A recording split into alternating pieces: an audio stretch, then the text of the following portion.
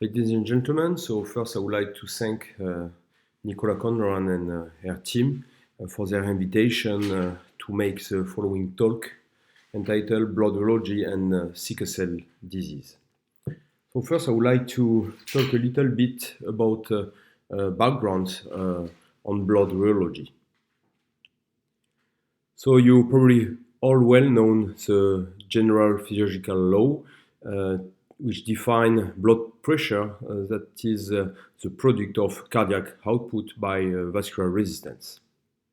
According to the Poiseuille law, the vascular resistance depends on vascular geometry factors and mainly the radius of the vessel at the power 4, but also vascular resistance depends on blood viscosity. And you can see that in this equation, the weight, the influence of the radius is greater than the influence of blood viscosity since the radius is at the power 4. So increased blood viscosity should increase the resistance to flow according to this equation. Blood viscosity is defined as the ratio of shear stress by shear rate. Shear stress corresponds to the resistance of blood to flow, and shear rate is depending on the blood flow velocity and the radius at the power 3. And so now I would like to spend a little bit more time to show you that while blood viscosity should have an effect on vascular resistance according to the Poiseuille law, the effect of blood viscosity on vascular resistance is in fact a little bit neglected. So first, blood is a shear thinning fluid. That means that when you increase the shear rate, which depends on the blood flow velocity, the viscosity of the blood decreases. It is very different from other kind of fluid like Newtonian fluid, like plasma or water, where the viscosity of this fluid does not change whatever the shear rate applied on this fluid. So blood viscosity cannot be summarized by a single values, and it the viscosity decreases when increasing shear rate. Blood viscosity is also affected by the hematocrit, the number of red blood cells into the blood. You can see here the effect of a low hematocrit or the high hematocrit on blood viscosity. And when you increase the hematocrit, then blood viscosity increases at low shear rate, but also at high shear rate. The main effect, the most important effect, can be seen at low shear rate, but at high shear rate, an increase of about 1 unit hematocrit leads to a rise of blood viscosity of 4%.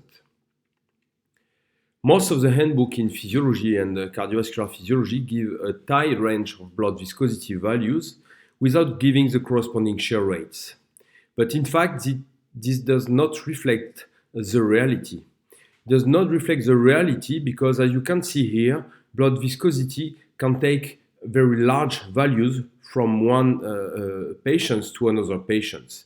When reading in the cardiovascular physiology book, usually the range that is given for normal blood viscosity is about 4 to 6 centipoise. But you can see here that we have values far greater than the 4 to 6 centipoise.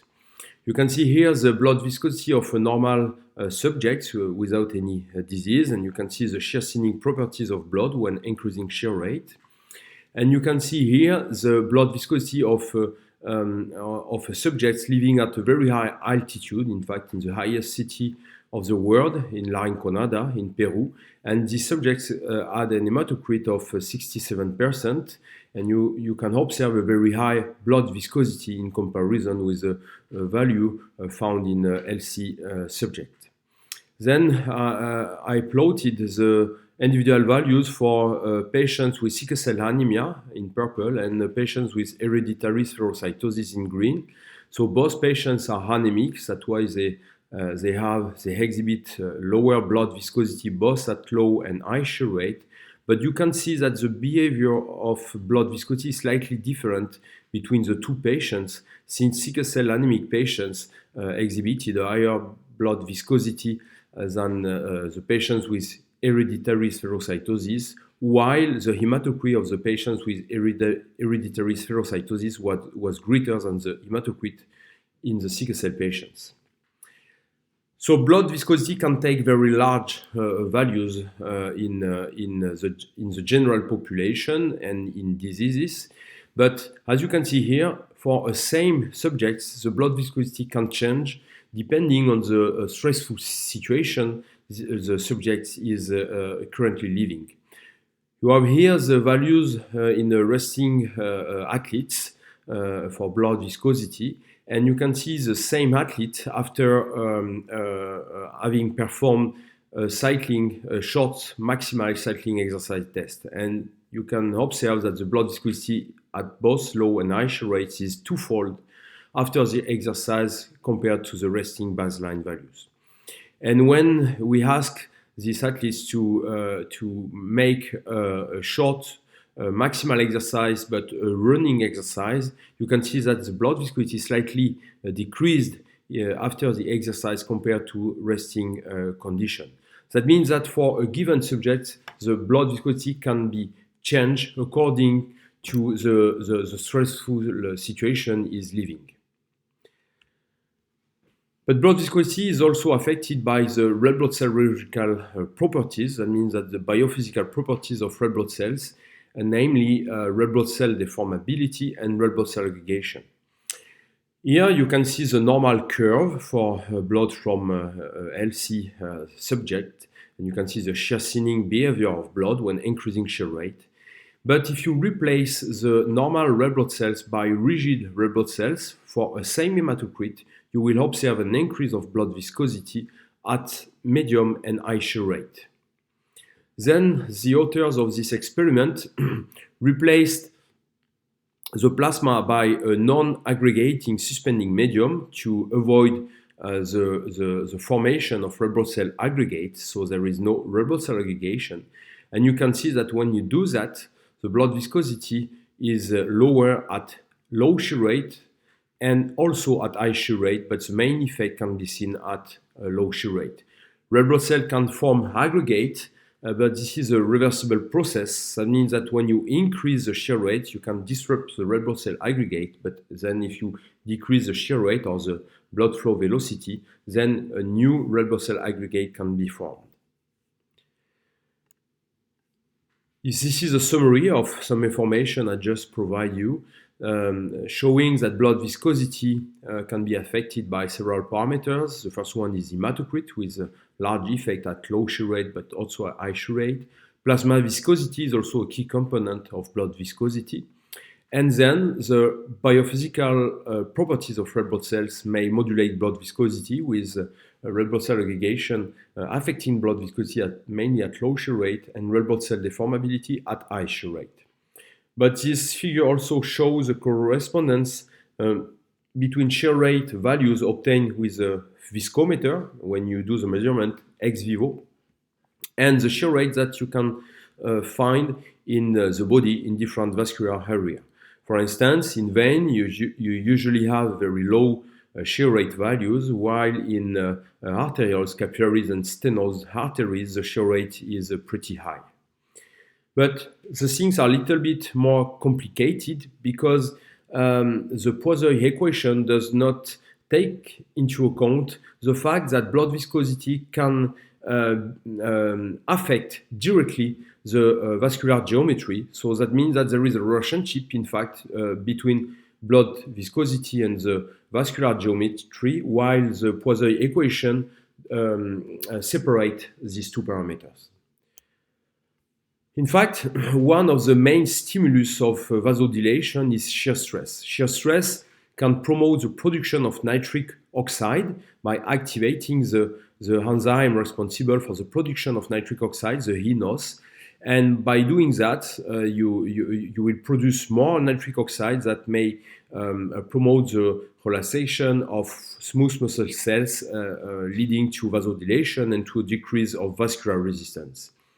And shear stress is a product of blood viscosity by shear rate. That means that if you increase blood viscosity, you could, in fact, expect a decrease of vascular resistance by promoting nitric oxide dependent vasodilation.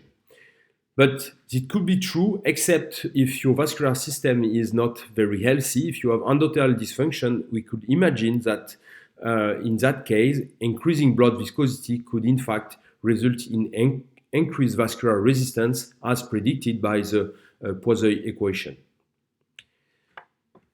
The authors of these studies use animal models to look at the impact of changing blood viscosity on vascular resistance. So the blue line corresponds to the baseline blood viscosity value. And so they increase blood viscosity or decreased heat and look at the effect on vascular resistance. When they increase blood viscosity, they surprisingly observe a decrease of vascular resistance. And when they decreased blood viscosity, they observed an increase of vascular resistance, which was not what we could expect based on the Poiseuille equation law. But it increased blood vascular resistance until a certain value, and then decreasing blood viscosity resulted in a decrease of vascular resistance. They then tried to understand why increasing blood viscosity would result in decreased vascular resistance, and they look at the production of nitric oxide. So in a control experiment in animal models where they decrease viscosity, so it is a low viscosity group, and in a group where they increase blood viscosity, and they observe that by increasing blood viscosity, they promoted the production of nitric oxide, which is in agreement with the fact that increasing blood viscosity on the healthy endothelium, healthy vascular system, could in fact promote vasodilation by promoting the production of nitric oxide by the endothelial cells. Now, I would like to talk about sickle cell disease. So sickle cell disease is a genetic disease affecting hemoglobin, the protein responsible for the transport of oxygen into the red blood cells. And to carry oxygen, red blood cells need to be highly deformable to go through the microcirculation and to be able to deliver oxygen to the tissue. In the case of sickle cell disease, the beta-globin gene is mutated with a single mutation in the beta-globin gene, leading to the replacement of glutamic acid by valine, which leads to the production of hemoglobin S, which is an abnormal hemoglobin in comparison with the normal hemoglobin, the hemoglobin A. The problem with the hemoglobin S is that during deoxygenation, that means when the hemoglobin releases the oxygen to the tissue, there is a risk for hemoglobin S to form polymers, to form long fibers, which is called hemoglobin S polymerization. And this polymerization causes a mechanical distortion of red blood cells called sickling. These cells, in fact, have a poor deformability. The red blood cells lose their deformability when they sickle. And the loss of deformability can lead to painful vaso-occlusive crisis. That means that the vessels will be blocked by the accumulation of rigid red blood cells, and the tissue are deprived of oxygen and may suffer. In addition, the red blood cells from sickle cell patients are very fragile, which leads to a chronic hemolytic anemia, and so the patients have a lower number of red blood cells and a low hemoglobin concentration. Here you can see a nice video using a microfluidic system where red blood cells are flowing through the microfluidic system to mimic what could happen in the microcirculation. And these are some red blood cells from sickle cell patients, and the oxygen level was completely normal. So you can see that the red blood cells are more or less flexible, but they can flow through the microfluidic system without any blockage, or a few ones. Then the oxygen level was decreased to create an hypoxic environment, and you can see that red blood cells start to accumulate because the polymerization of hemoglobin S leads to a sickling of red blood cells. That means that the cells are poor deformability. But when you restore the oxygen, the hemoglobin S unpolymerized, red blood cells unsickle, and so they can still flowing through the microcirculation. So it is a pretty simple mechanisms that go from a single genetic mutation to rheological disorders that could explain why the patients may experience frequent vaso-occlusive crisis. But in fact, the things are a little bit complicated because if you look at the clinical picture of the patients, you can easily see that patients may experience various acute and chronic complications. So the single and simplest mechanism linking the defect in molecular biology and the biophysical problems of red blood cells cannot explain this clinical variability. And it is more complex because, in fact, you can have some patients during childhood that will make some complication, and when they become older, when they grow, they will stop this kind of complication, but they will develop other kind of complication.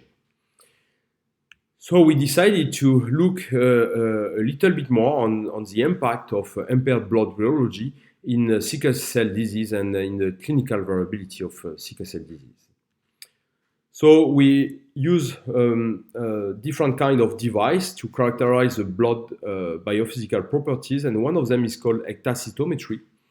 And it is made of two cylinders where you can put a red blood cell suspension between the two cylinders. So red blood cells are suspending in a very high viscous buffer, and you can make rotating the one of the two cylinders to apply shear stress on the red blood cells. The shear stress applied on the red blood cells will deform the red blood cells, and these red blood cells will adopt an elliptic shape. Then you can emit a laser that will go through the system and then will go through the red blood cell suspension, and then you will collect an elliptic pattern which corresponds to the mean shape of the whole red blood cell suspension. You collect the laser diffraction pattern with a camera, and then you can fit the laser diffraction pattern with a theoretical ellipse, which allow you to calculate an elongation index, and the greater the elongation index, the greater the red blood cell deformability. So we use ectacytometry mainly in two modes. The first one is a shear stress gradient ectacytometry, where you can apply increasing shear stress to deform the red blood cells more and more. And the other mode is called oxygen scan, is pretty new, also oxygen gradient ectacytometry, and it is very useful in the context of sickle cell disease because the red blood cells from sickle cell patients are very sensitive to the level of oxygen. And in that case, you can shear the red blood cells to a constant shear stress and deoxygenate the red blood cell suspension. So you start with a normoxic environment that allow you to determine a maximum red blood cell deformability in normoxic condition. And then after decreasing the oxygen level at a certain point, which is called the point of sickling, the red blood cells start to sickle, and so the deformity starts decreasing. You can still continue to reduce the oxygen level to reach a minimal value in hypoxic environment, so red blood cell deformity in hypoxia. And eventually, you can reoxygenate the red blood cell suspension to recover more or less the normoxic red blood cell deformability. So this is a comparison of shear stress gradient ectacytometry values between controls, LC controls, and sickle cell patients, and you can see that at whatever the shear stress used, red blood cell deformity from sickle cell patients is lower than the deformability of LC controls. The reason is due to the fact that for control blood, for LC controls, the red blood cells are well deformable, and so they can align into the direction of the flow when you apply shear stress that give you a beautiful elliptic diffraction pattern. In the case of sickle cell blood, some cells are very rigid, and so when you increase the shear stress, these cells cannot align into the direction of the flow. That give you a larger diffraction pattern, and so like a diamond pattern, and so you will get a reduction of the elongation index that correspond to a reduction of red blood cell deformability.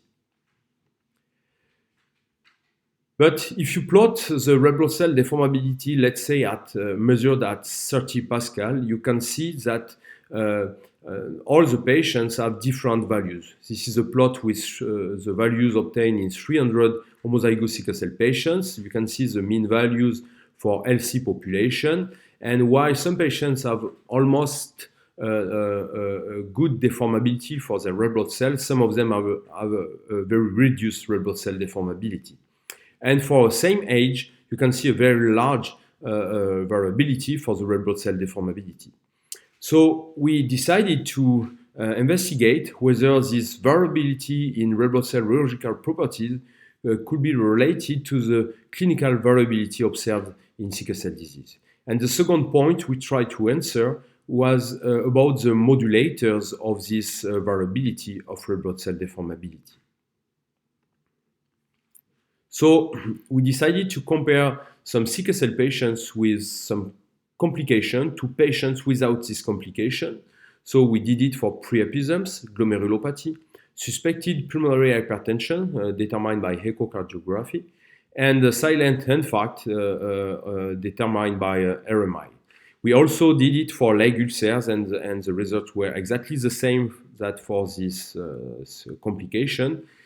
That means that we always observed a more severe reduction of red blood cell deformability in patients with one of the specific complications compared to patients without this complication. Of course, all patients have a reduction of red blood cell deformability compared to healthy population, but the reduction is greater in patients with one of these specific complications, and you can also include leg ulcers. Then we tested the association between red blood cell deformability and the hemolytic rate of the patients. To do that, we used 4 biochemical parameters to calculate an hemolytic index, an hemolytic component. And we observed a significant and negative correlation between the two parameters, suggesting that patients with a greater reduction of red blood cell deformability could also be the patients with the highest hemolytic rate, suggesting that maybe there is a link between decreased red blood cell deformability and increased red blood cell fragility. Then we took some blood sample from patients and we separated the subpopulation of red blood cells by doing Perkle gradient fractionation and ultracentrifugation. And then you can see the red blood cell deformability of the dense fraction and of the light fraction after the Perkle gradient fractionation. Then we submitted these two subpopulations to a continuous shear stress, high shear stress for about half an hour. And we observed that the decrease of red blood cell deformability was greater in the most rigid cells. So we concluded that reduced red blood cell deformability is associated with increased red blood cell fragility that could lead to intravascular hemolysis, which could participate in the progression of vasculopathy, which characterize the following complication: the hemolytic vascular complication like stroke, preepisms, leg ulcers, pulmonary hypertension, and also glomerulopathy. The high hemolysis in some patients can in fact lead to vascular dysfunction because when there is a disruption of the red blood cell membrane, the release of hemoglobin into the plasma can lead to a decrease of nitric oxide bioactivity and bioavailability. In fact, there is neutralization of nitric oxide by hemoglobin, which neutralizes nitric oxide in nitrate.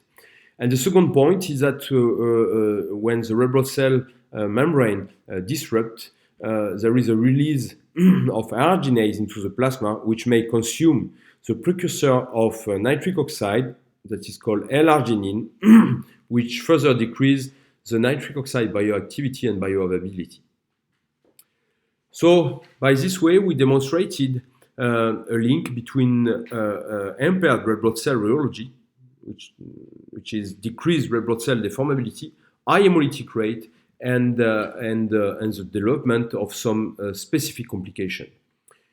Then we wanted to look at another group of complication which belong to the vaso-occlusive-like phenotype, And we and others focus on the vaso-occlusive complication. One of the first one who did that is Samir Balas, who was able to follow the change in red blood cell deformability during vaso-occlusive crisis and after vaso-occlusive crisis. You can see here the gray area, which correspond to the normal values found in the general population. And he measured the red blood cell deformability 2 days after a crisis. So the deformability of the cells was very reduced, which is not very surprising because we have here some sickle cell patients. But on the first day of the crisis, the situation was worse with a further reduction of red blood cell deformability, which was mainly due to the accumulation of very dense and dehydrated red blood cells because of sickling. On the third days of crisis, the situation was worse with a further reduction of red blood cell deformability. And then several days or weeks after the crisis, the things improved with an increase of red blood cell deformability. Of course, the deformity of the cells was not normal, but it was better than during the crisis. So this kind of results are in fact expected to occur in sickle cell patients. But the most interesting finding they had in these studies is that they were able to demonstrate that the greater the deformability of the cell during recovery, the greater the risk for a new crisis to occur. It is very surprising because we usually think that having well-deformable red blood cells should facilitate blood flow into the microcirculation and in fact should avoid the occurrence of vaso-occlusive crisis. In fact, they demonstrated exactly the opposite. Two main mechanisms can be proposed to explain this finding. The first one is that you have to keep in mind that red blood cells from sickle cell patients are also very sticky. There is an increased adhesiveness of red blood cells from sickle cell patients to the endothelial cells because they express a lot of adhesion molecule on their membrane. And in the case of red blood cells from sickle cell patients, red blood cells which are more deformable can share a more surface area with endothelial cells, which in fact increase their adhesiveness.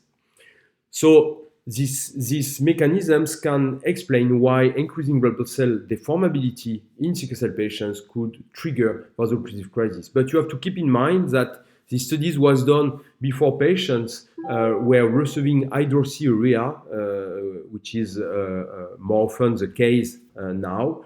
And hydroxyurea increased red blood cell deformability, but also decrease the adhesiveness of red blood cells. So the mechanisms I detailed you can be probably applied in patients without any treatment, without any hydroxyurea.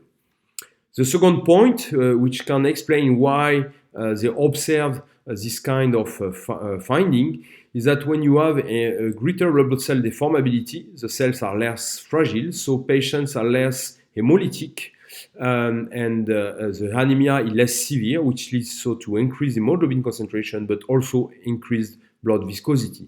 And so if blood viscosity rise to high values, that could also increase the risk for a new crisis to occur.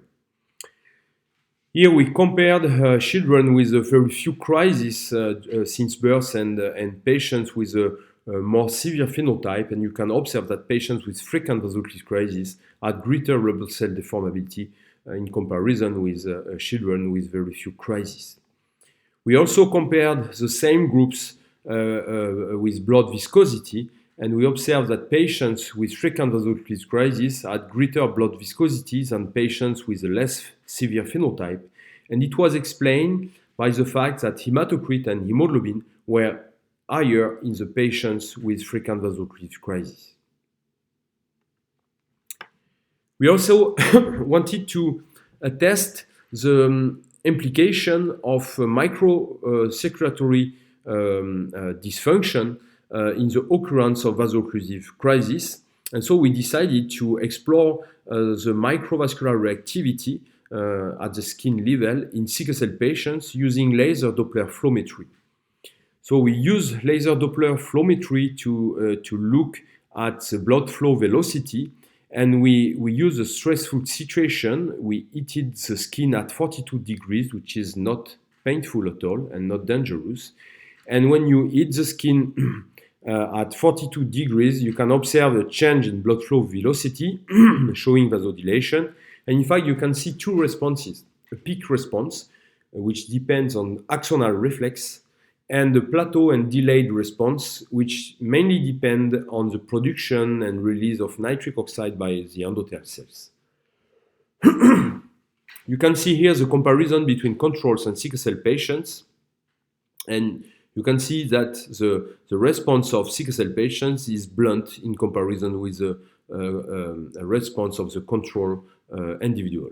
You can see here the comparison of the mean between the two populations, and the peak response and the plateau response were blunt in sickle cell patients compared to controls. So we have a microvascular dysfunction in sickle cell anemia. So we know that we have a macro and microvascular dysfunction. And then we looked at the association between vasodilation, here for instance the plateau response, and the rate of vaso-occlusive crisis since birth, which is an index of the clinical severity of the patients. And we observed lower value for most of the patients compared to controls, but we didn't find any correlation between the two parameters. But when we did a correlation with blood viscosity, we observed a significant and positive correlation between blood viscosity and the rate of vaso-occlusive crisis. Of course, this correlation is not very strong, but it is still significant, and it suggests that in a context where vascular function is impaired, which is the case in sickle cell disease, any increase in blood viscosity cannot be compensated by further dilation of the vessels, and that may increase the risk for vaso-occlusion. So if we use the nice picture of Gladwin and Vishensky, who divided sickle cell disease into subclinical and biological phenotype, you can see here the hemolytic endothelial dysfunction phenotype, where the glomerulopathy, pulmonary hypertension, leg ulcers, priapism, and stroke belong. And in that case, we observed that patients with this phenotype had decreased red blood cell rigidity compared to other patients, which might increase the fragility of the cells and leading to increased hemolytic rate. In that case, the accumulation of free hemoglobin may disturb nitric oxide metabolisms, which favors the development of chronic vasculopathy in big arteries and in arterioles. On the other side, you have the viscosity vaso-occlusion phenotype, where painful vasocrisis, acute chest syndrome, and osteonecrosis belong. And in that case, we observe that patients developing this kind of complication have greater red blood cell deformability than the other patients, which may lead to increased adhesiveness of red blood cells in the post-capillary venules, which will slow down blood flow into the microcirculation and may lead to the accumulation of sickle red blood cells into the capillaries. And also the increased deformability may be accompanied by a higher blood viscosity, which may increase vaso-occlusive crisis. I also summarize this data differently. So patients with the lowest red blood cell deformability have increased red blood cell fragility and hemolysis, which may increase the risk for several chronic vascular complications. And in contrast, patients with the highest red blood cell deformability have increased red blood cell adhesiveness, but also decreased red blood cell fragility, which leads to increased hematocrit, hemoglobin, and blood viscosity. And these two parameters may increase the risk for developing vaso-occlusive-like complication. I didn't mention the role of alpha thalassemia, but you know that some patients may have, in addition to sickle cell disease, one or two alpha gene deleted. And in the case of associated alpha thalassemia, we observe an effect on blood rheology and on the clinical severity. When patients have coexisting alpha thalassemia, the deformability of the cells is greater, and these patients are at a greater risk for vaso-occlusive crisis. In contrast, when patients have alpha thalassemia, so the hemolysis is lower, and it has been demonstrated that alpha thalassemia could protect from developing some complication like ischemic stroke.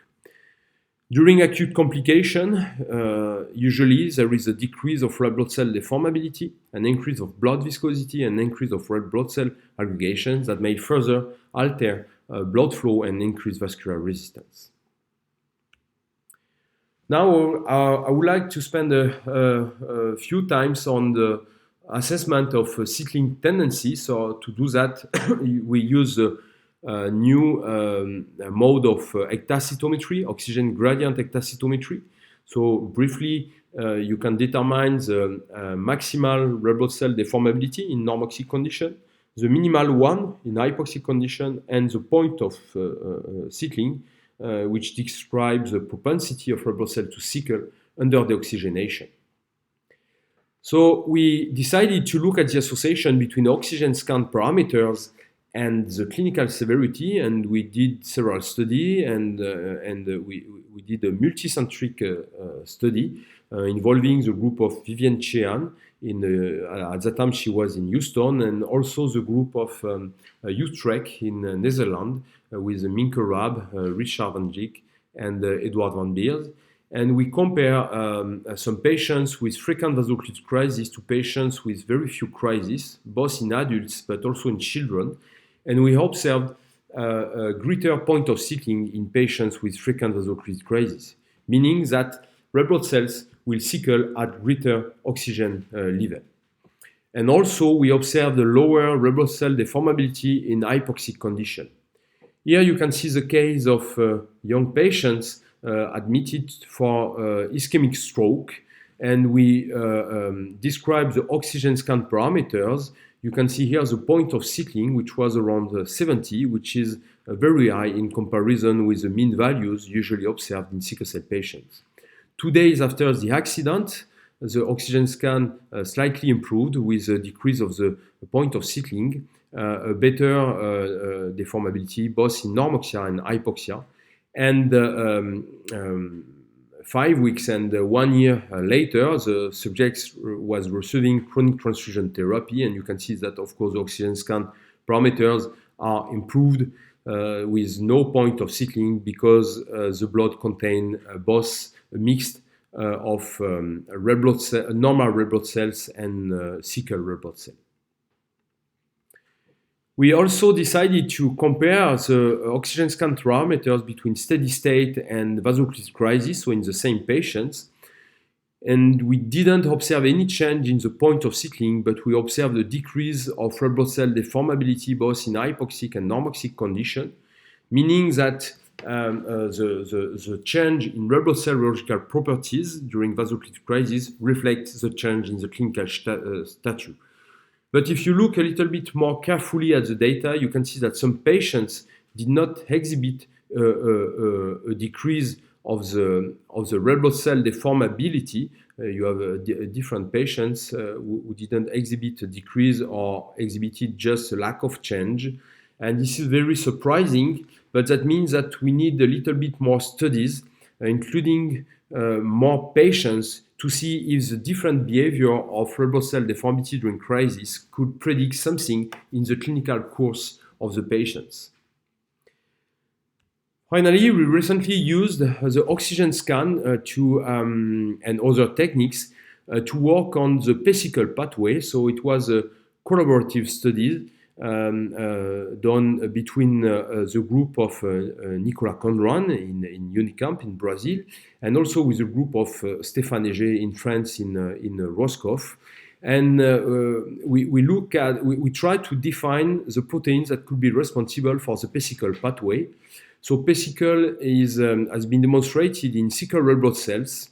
When you deoxygenate red blood cell from sickle cell patients, there is an increased conductance of cation, so an increased cationic conductance, and the accumulation of cation may promote the activation of the Gardos channel, which is called the Gardos effect, and at the same time there is a strong dehydration of the cells. So sickle lead to a dehydration of red blood cells that may then facilitate the sickling of red blood cells by increasing the relative proportion of hemoglobin S. But the problem is that the identity of the sickle is unknown, and we don't know which protein or which group of proteins could be responsible for the sickle pathway. So we started to investigate the role of piezo-1. Piezo-1 is a mechanosensitive protein at the red blood cell membrane, and when you activate piezo-1, there is a massive influx of calcium into the cells that may promote the dehydration of the cell through Gardner's channel activity, through an increase of the Gardner's channel activation.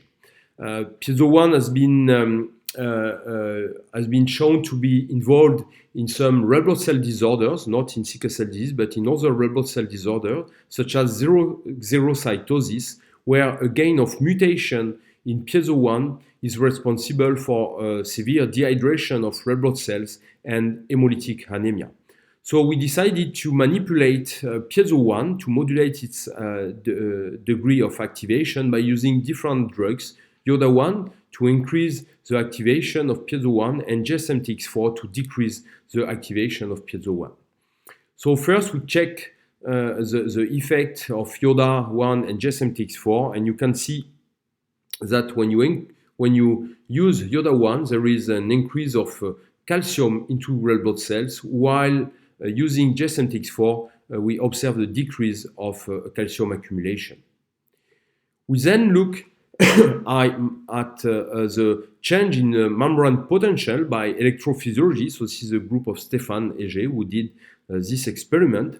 So we incubated red blood cells with Yoda-1 and look at the change in membrane potential, and we observed the membrane hyperpolarization when activating piezo-1. But the membrane hyperpolarization was greater during deoxygenated condition compared to oxygenated condition. You have here the mean values of the hyperpolarization, which could be in agreement with the fact that piezo-1 could participate in the sickle pathway, which is very sensitive to the change in oxygen level. We then look at the impact on the oxygen scan parameters, and we observe that the use of piezo-1 decrease red blood cell deformability and increase the propensity of red blood cell to sickle at greater oxygen levels, so it increases the point of sickling.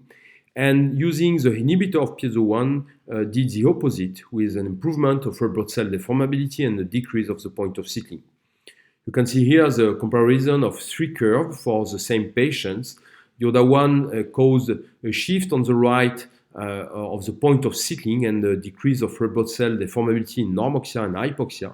And GSMTX4 caused a shift on the left of the point of sickling and an improvement of the red blood cell deformity in normoxia and hypoxia.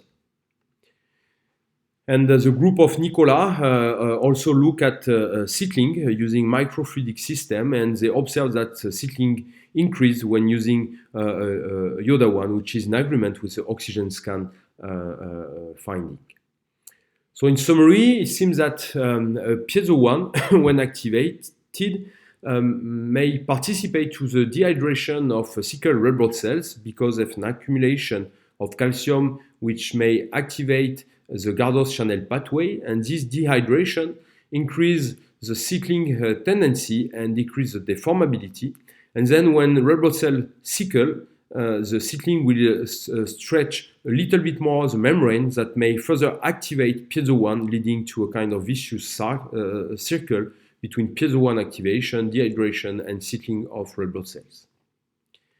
Thank you for your attention. I would like to thank again Nicola Conran and her group for their invitation, and I would like to thank all the people who collaborate with me and try and work with my group. Thank you for your attention.